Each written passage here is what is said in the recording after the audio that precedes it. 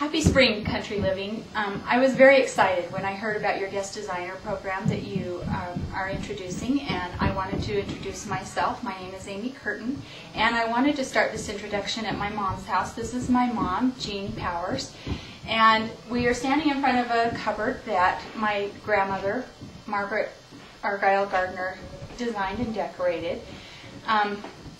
The theme of my introduction is legacy. I inherited the decorating bug from my mom, who inherited it from her mom.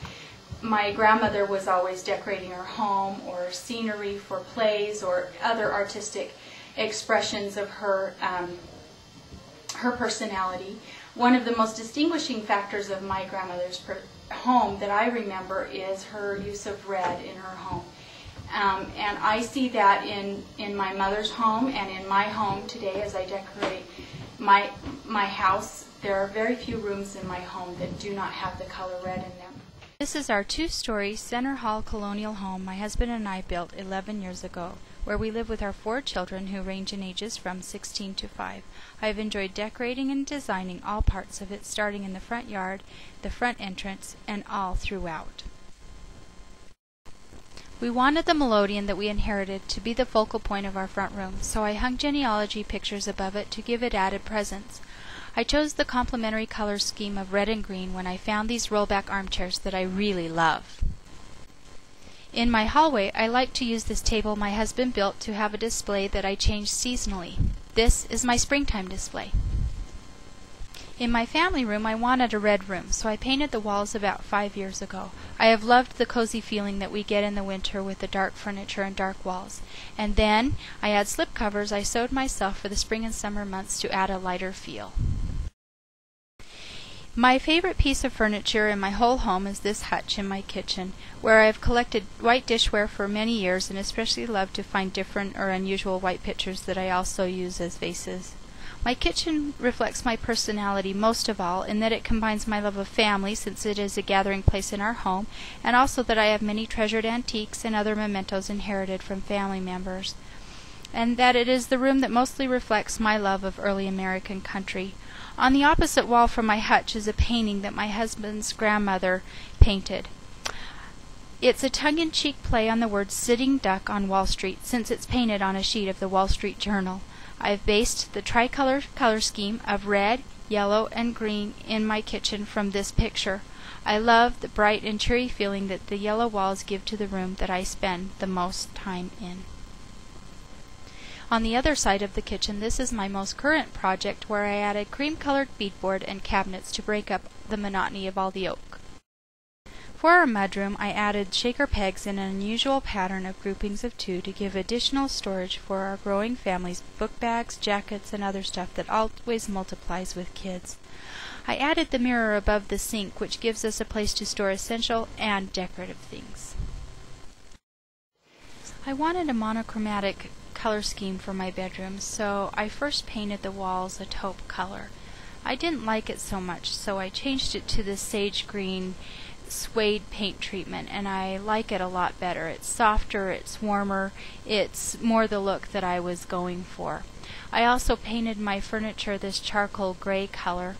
I guess you would say I'm kind of stubborn in the fact that I didn't want to go with the chocolate brown that everybody else was going with, so I chose the harder color of charcoal gray, but I love it a lot more. I had this dressing mirror that was in a cherry wood that I didn't like the finish so much, so I silver leafed it. I left it distressed because I liked that look and thought it gave it a lot more character. When I made the Roman shades from oatmeal colored Dupioni silk, I wanted a softer look, so I left the bottom loose. I added silk embroidered drapes that matched the walls for a little extra elegance. In my closet, I have hung these frames that I made with coordinating fabrics that match my room. I added decorative knobs to hang my more prized necklaces. They're both pretty and functional. I introduced my theme as legacy, and so I'd like to end by showing you my daughter's room. When I was young, my mother would bribe me to do things I didn't like by offering to let me redecorate my room, which was something I loved to do.